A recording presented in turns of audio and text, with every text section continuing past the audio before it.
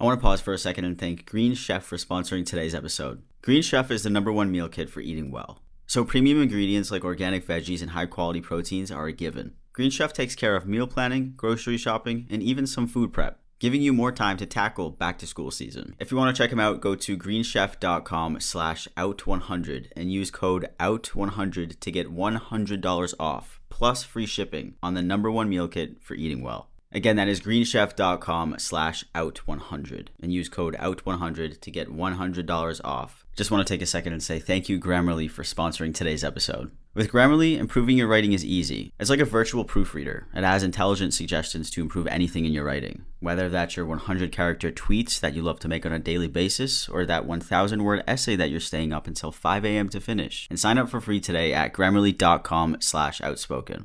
Again, that is grammarly.com/outspoken.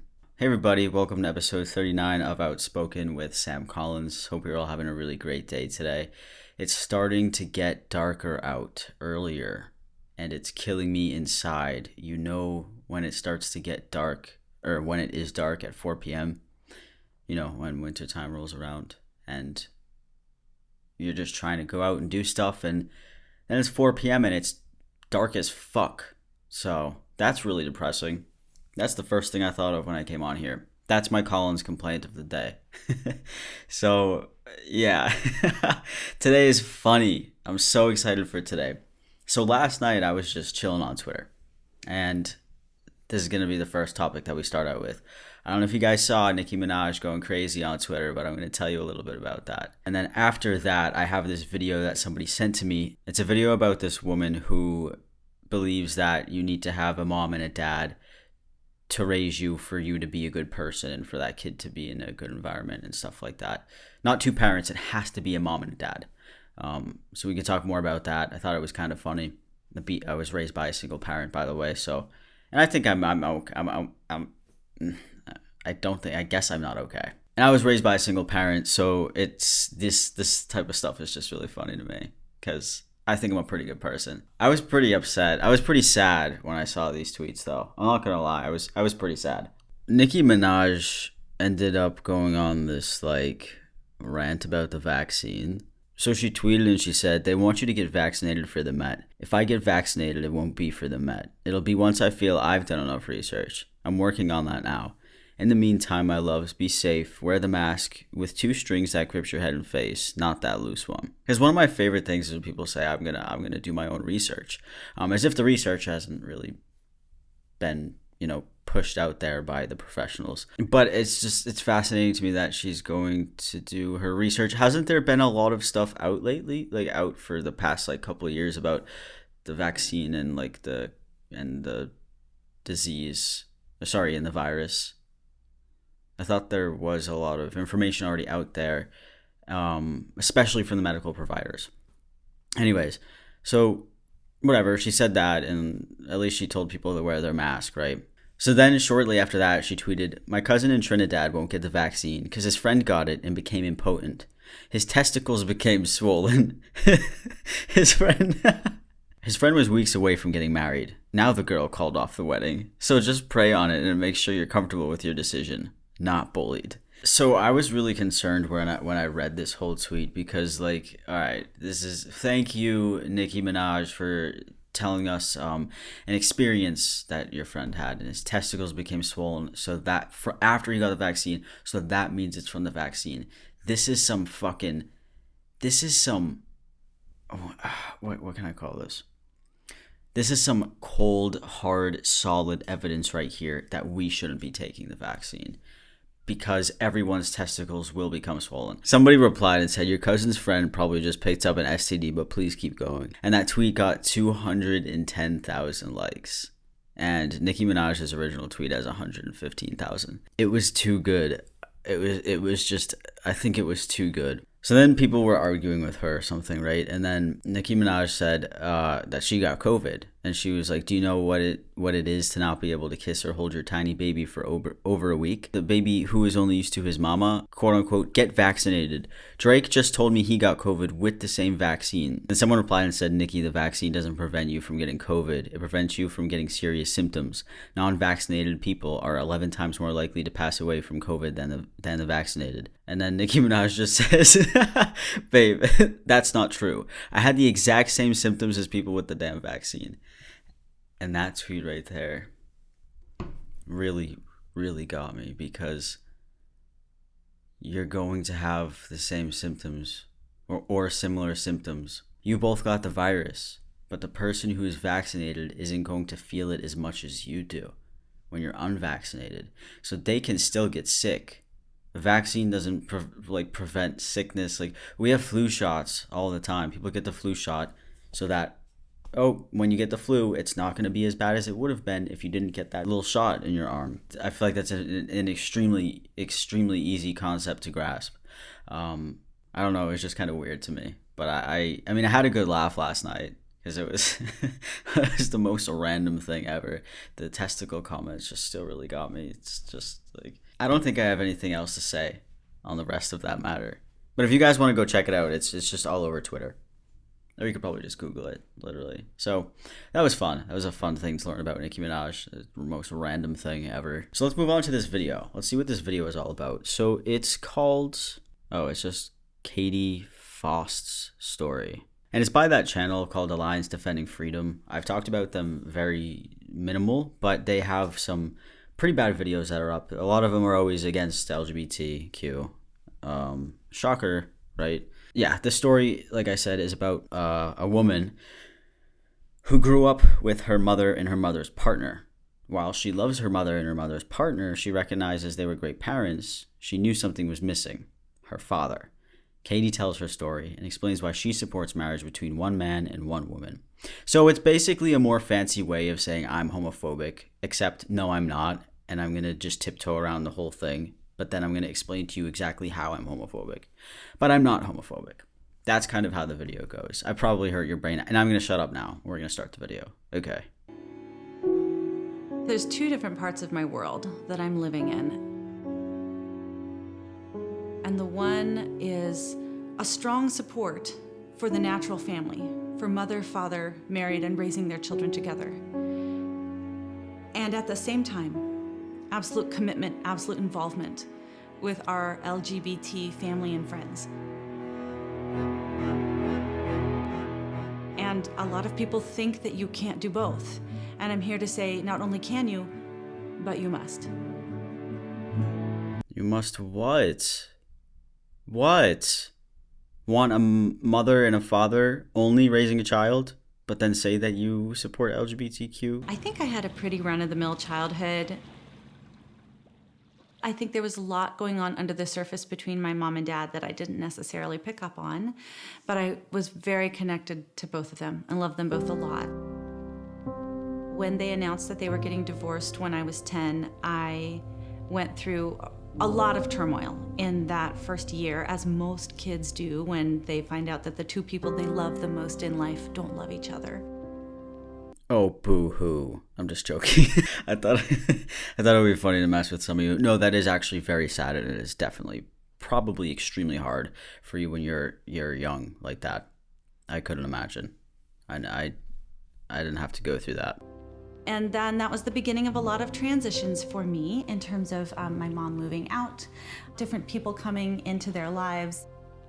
My mom fell in love with one woman, and she and her partner have been together for almost 30 years since then and been very, very consistent in my life. And while I was living with my mom and at her house, it was with her and her partner. Wow. Good on her mom. Good on her mom for discovering that. That must have been tough, knowing during your marriage, then you divorce. I mean, I guess I don't know the whole story, but that's kind of what it sounds like. Anyway, so I guess she had two moms, basically, raising her as well as her dad whenever she saw him. Just want to take a second and say thank you, Grammarly, for sponsoring today's episode. I'm so excited that fall is coming up because that means I get to eat everything that is pumpkin flavored. That makes the entire rest of my year so much better. But fall also means another thing. That means it's back to school for a lot of you guys, right? Grammarly is an all-in-one writing tool that improves your productivity and saves you time when you have multiple assignments to complete.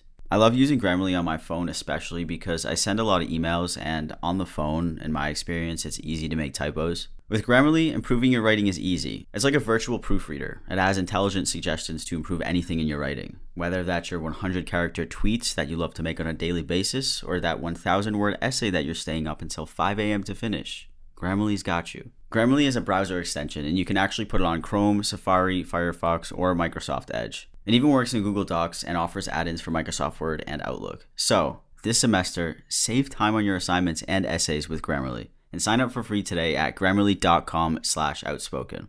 Again, that is grammarly.com/outspoken. Both of these women are incredible women. Both of them have my heart. And both of them are regular, permanent, loving fixtures of my life now. But I hate gay people and I don't think it's right. But I still love them. I'm just kidding. She didn't actually say that. But I feel like she's going to. In a more indirect, subtle way.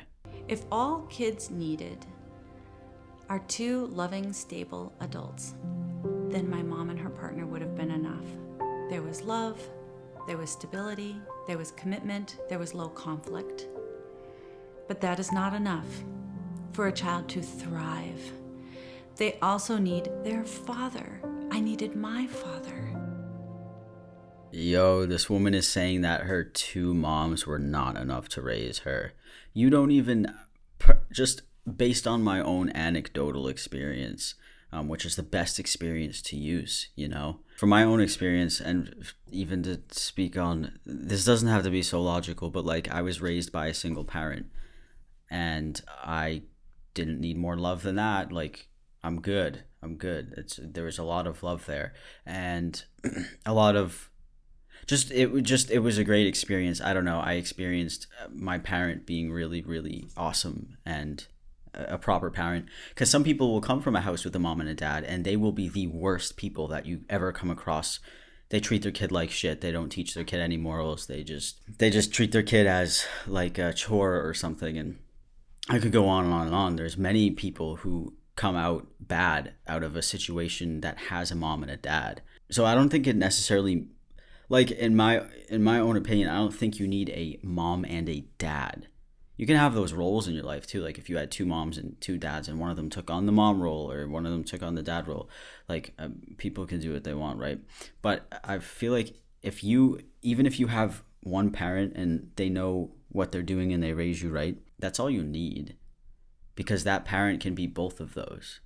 Shit must be hard as fuck, but they can be both of those. No, but I know people who have had a household of a mom and a dad. I'm sure we all do. And they still turn out doing some not great things. So I would not be who I am today without that man. Loving, connecting with, cheering me on, encouraging me, being involved from birth through adulthood.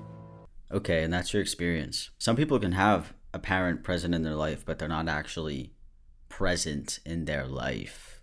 Like they're physically there. Are they there in any other way? No. So, I mean, that's great that she had this experience, but not everyone has a dad who's like that, right? There were times where I just wanted to be with him, and he could say something that my mom and her partner would say to me, but it impacts you. It sits differently with you when it's your father, because you're made for it. Because kids are made to be loved and adored, cherished and known by both of their parents. It's the emotional food that kids need. Yeah, I mean, I gotta be honest with you, it's probably a really good feeling to be in a household with both of your parents and be completely loved. Unfortunately, Katie, it's not like that for everybody, but they still turn out fine. They're still fine. I think it's safe to say that I grew up in a non-traditional household. I love my dad and my mom and their respective partners, and I was fine with that, really. And when it came to gay marriage, I was in support because that is how I thought I could love my mom and her partner. I had this fierce protectiveness of them. And as I grew, I saw that I could love them even if I disagreed with them about this place that policy plays in our lives. There we go. See, this is exactly what I was afraid of. I can still love them and I can still disagree with them, whatever. I would be so pissed if I was like one of the moms who raised this child, because like you want your child to love you and all that stuff. But if they like threw it back in your face, they're like, yeah, you gave me everything that I needed during my childhood and I felt loved and appreciated. And I actually have no complaints, but I still think there needs to be a mom and a dad. No questions asked. Don't even ask me anything about it. That's my belief. And they would be like, that doesn't make any sense. You just said that we were good parents. If marriage law is simply about adult emotions, then in my opinion, from my experience, there is no reason to bar same-sex couples from the institution of marriage, because I know personally that they have the same capacity to love and commit, because my mom and her partner have been that couple. Why is she speaking like gay people are creatures? Like they're not human. But they still, I know this, they still have the same capacity to love, as straight people do. No shit. What do you mean? What are you talking? Yeah, they're people too. They're literally a human being just like you. Just because you're gay doesn't mean that you're incapable of loving. All right. However, government's interest is not simply about adult feelings. Government's interest is in children. Redefining marriage will redefine parenthood. And that is an injustice. Oh my God, it is literally always about the children with these people. It's always about the children. This person would probably fight against gay marriage specifically because they want to see a kid raised by a mom and a dad, but they don't care about what happens after that. They don't care about if the parents are addicts. They don't care about if the parents are abusive, whatever like that. They still at least have a mom and a dad figure, and that's all that matters, right? Because that's going to make the perfect child. And also, what is this whole thing with having to have like a perfect child or something? Like, not everyone is going to do everything perfectly all the time. So you can't, is there like this fairy tale version of like family that she's thinking of that she wanted for herself, and for some reason she's pissed about it now that she grew up?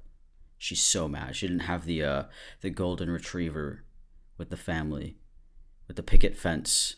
She's pissed because she got two moms. This video could have simply been summed up and said, I don't think gay people should get married because I think it is imperative that everyone have a dad and a mom, or they will end up fucked up.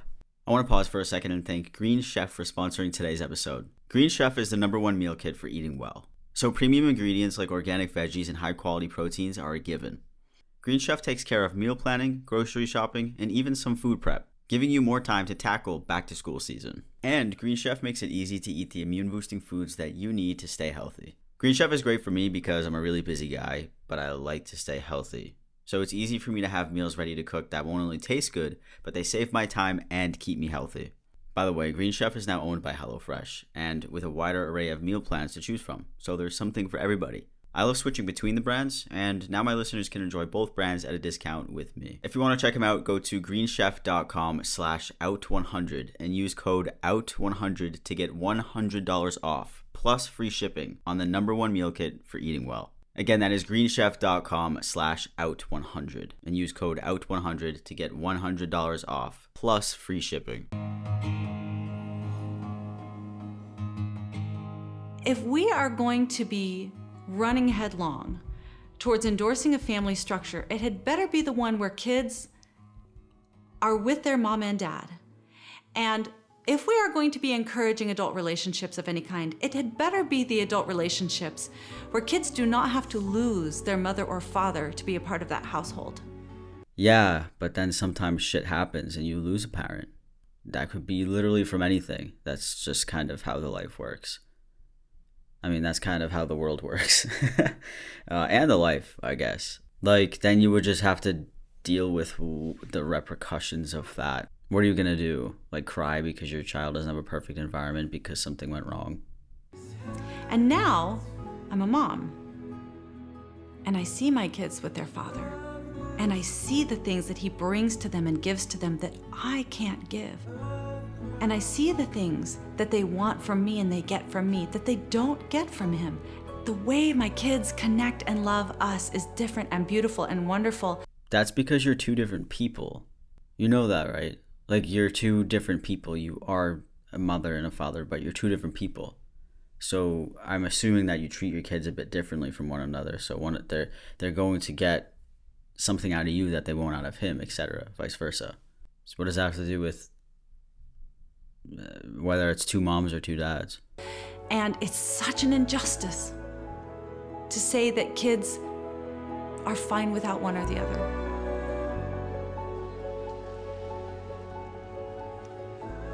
A lot of people will say to me, you know, what does your mom think about where you stand on this? And I'll say, my mom and I are great because she knows that two men could never replace her. Wait, wait, what? Wait, so is she, so does she think that two gay guys shouldn't have kids? What the fuck is going on? Moms and dads are both necessary and indispensable in a child's life. And they're not interchangeable.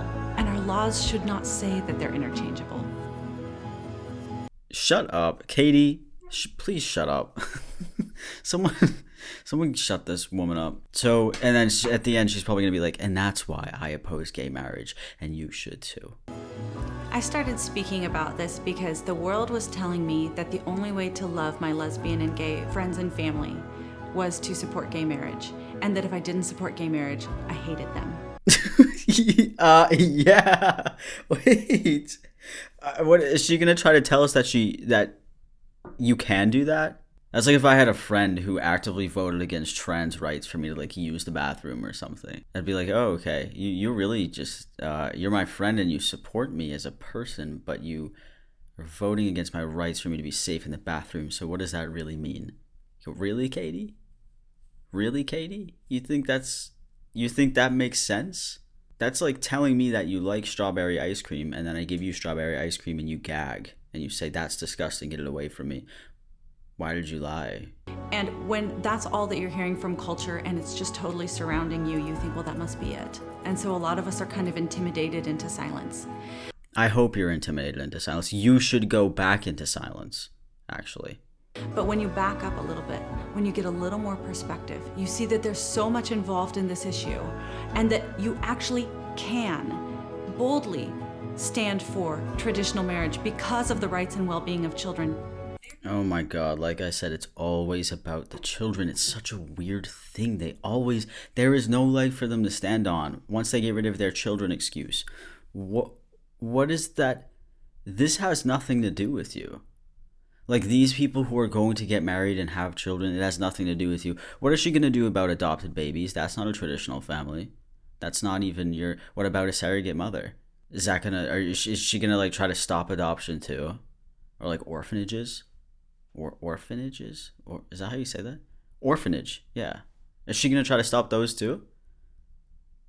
Because that's not traditional. This is like, she gave us a plate of white rice, but she put a little bit of like green onions on it to make it look better. But it's still white rice. So I don't know what it is with me in this analogy. But do you get it? It makes sense, right? You're just telling us that you don't want gay people to get married, but you made a really, really fancy way of saying it over a span of 7 minutes for some reason. And at the very same time, love, sacrifice for, initiate relationship with our gay and lesbian family and friends and brothers and sisters, because truthfully, that's what they are. What is this, a view of New York? They're like taping this like with New York in the background as if it's some inspirational fucking thing that has to be said. I hope your gay and lesbian friends have stopped being your friend. Because they are down bad if they're still your friend. Sorry to break it to you, but you are down bad if you've got a friend like that. So when you go down and take a look at these comments, because that's my favorite thing to do, they are worse than the video. They're usually always worse than the video in my experience. So we're going to take a look at them today. This guy said, "This woman conveys what I have known forever, ... that a man and a woman should raise a child because each has a different set of tools to give that child a balanced view of life, ... Saying that there's no difference between a father and a mother is a great falsehood." I mean, I would like to know the set of tools. Like masculinity and femininity? Like, is this what they're referring to? What different set of tools?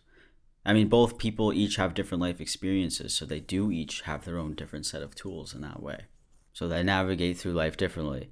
And that's useful for a child to learn, to see which one is cooler and better. Someone else said, "A child needs a mother and a father to grow holistically." I don't even know what that word means. "As a mother, I give my son love and care, but from his father, he learns strength and confidence. He tells us he feels safe and loved the most when he is with both of us." All right, well, but why don't you have the strength and confidence, you little baby, little bitch? Why don't you? That was a little harsh. Why don't you? Like, I just feel like these are just stupid, weak points. Because two different parents are two different people, they're going to give their kids different things. Like, that's the end of the story. It doesn't even matter based on their gender or their sex at all. They're going to. And if there's one parent, I mean, that parent's just going to have to fucking pick up the slack, you know? Men and women are different. They're equal, but different. Okay, no fucking shit, man. Water is wet. Okay. And the sky is blue. Like, where are you just, is this new information? This has 76 likes for what reason? So people thought that was clever. Finally, someone who stands up for children. You people are all upset. These people are so obsessed with children that aren't theirs all the time. All the time. It is about time. We need to hear things like this from someone who has experienced being a child with gay parents. Yeah, because gay parents are so bad.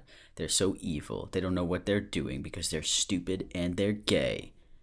So I don't want them to get married. Yeah, I'm done reading these comments. So what we're going to do now is we're going to switch gears, okay? We're putting it into gear 7. Let's take a look at these LGBTQ stories. See what we've got here today. So this story says, "So I'm really close with my mom's side of the family. There are so many cousins, aunts, uncles, etc. Now, my grandma is a very traditional Portuguese woman. Extremely religious, but also somewhat liberal. So around 4 or 5 years ago, when I was 19 or 20, I made the choice to come out to her as lesbian, which I identified as back then. Now I'm a straight trans man. In person, she handled it pretty well. She asked a lot of questions that I was happy to answer. She also asked questions about how two women have sex, which was awkward, but I just left it at, there are ways. Side note, so weird. They always ask you that question. If you come out as anything but straight, all they think about is how are you gonna have sex? And also, what about having children? So what are you gonna do? And if you come out as trans, it's those two questions plus are you getting the surgeries? Or what do you have down there? So it's always a fun time coming out. Anyways, the interaction ended with my grandma telling me she loved me and so on. So I left feeling pretty satisfied with how it went. Pleasantly surprised, to say the least. Then the phone call started. My grandma was calling everyone, flipping out. Did they know I was gay? Why didn't they tell her? Yada, yada, yada. My mom was pissed that I came out to my grandma without discussing it with her first. Eventually things settled down, and my grandma never treated me any different in person, which I appreciated. She would make a comment from time to time about how she's sad that I won't be having kids, which isn't true since there are other ways I could have kids. Saying that, she's still kind of confused on how this happened, and my favorite, that she prays for me every night to be straight. Fast forward to the start of the pandemic. I'd already been wrestling with the idea of me being trans for a long time, and once I finally accepted myself, I got a thought in my head. Is this my grandma's doing? Did her prayers backfire and make me a straight man? I think it's hilarious to imagine that's the reason that I'm trans. Anyways, I'm getting top surgery in October, and my mom says I'm going to need to come out to her eventually. I'm terrified, but I know I can't hide it from her forever. So if anyone has any advice on how to come out to a religious grandmother, I'm all ears. Yeah, if you guys have any advice for this story, you could definitely leave a YouTube comment if you're watching on YouTube and you have something to say. But yeah, I think her prayers actually cursed you. They didn't work. They just cursed you. And now you have to suffer the wrath of being a straight trans man. Sorry about it. I mean, yeah, you're eventually going to have to come out if you get surgery and stuff like that, you're gonna be around your grandma. It seems like she took you being gay kind of okay. I mean, had some ignorant things to say, but like, what more is she gonna say when you come out as trans? You can be like, you should make a joke out of the prayers. Be like, you backfired on me, grandma. Come on, look what you did. Don't do that. Maybe she might not. I don't know. Is she funny? We don't know. Yeah, just come out when you're ready though. Don't rush that shit. Maybe have your mom there for support stuff. So this next story says, I'm a non-binary trans guy, he/they pronouns. As a kid, I was incredibly shy. I was one of those kids who would cry if an adult even looked at me funny. I was terrified to place a single toe out of line, and I wanted nothing more than to blend in with the wallpaper at times. I mention this because it makes what I did even more unusual, since it just didn't fit my personality at all. I always felt like a boy growing up, but being raised in a conservative Christian home, had no idea trans people existed until early adulthood. I can remember praying every night as a kid that God would turn me into a boy while I slept. But aside from that, I didn't think there was anything I could do about being viewed as a girl. Except for one particular incident. We moved every year when I was young, which meant I had the task of making all new friends in all new school districts every single year. One year, at age 7, I took advantage of this by convincing 4 boys who decided they had a crush on me that I was actually a boy, not a girl. I told them I was born a boy, but my parents had really, really wanted a girl, so they gave me a feminine name, made me grow my hair, dress in feminine clothes, etc. News of this quickly spread to the entire class, and surprisingly, everyone believed what I'd said. Kids are gullible, I guess. Though it probably helped that I never really fit in as a girl anyways. For 3 whole days, everybody treated me as a boy, as the person I truly was inside. The boys talked and played with me as a fellow guy rather than a tomboy, and the girls also treated me as a boy. I was on cloud 9, living what turned out to be some of the happiest days of my entire childhood. This was my first experience with gender euphoria, and it was amazing. Unfortunately, after the 3rd day, my teacher got wind of what I'd said and set the record straight, as he saw it, anyways. I was forced back into the box of acting like a girl, a box I would be unable to escape again for several more decades. But wow, what an experience. Nowadays, something like that, especially from a kid who quite literally never gets in trouble in any form, would probably act as a signal to teachers that, hey, maybe this kid needs some help. But back then, nobody really knew about trans, and that was especially true when it came to trans kids. That is like a scene out of a movie. That's a really clever thing to do. So funny. And kids are obviously going to believe it when you're that young. Like if I heard that one of my classmates was like forced to be a girl or forced to be a boy, I'd be like, "Whoa." Like, "Whoa." And it'd just be, I don't know, it'd just be really weird. But hey, I mean, looking back at it, it's probably a really good memory. So those 3 days probably felt like forever. Yeah, that's the end of today's episode. I hope you guys liked it. I had a lot of fun with this one. And I will see all of you next week with a new episode. And if you guys have any stories that you want to submit to me, you can send me your LGBTQ stories at outspokensam@gmail.com.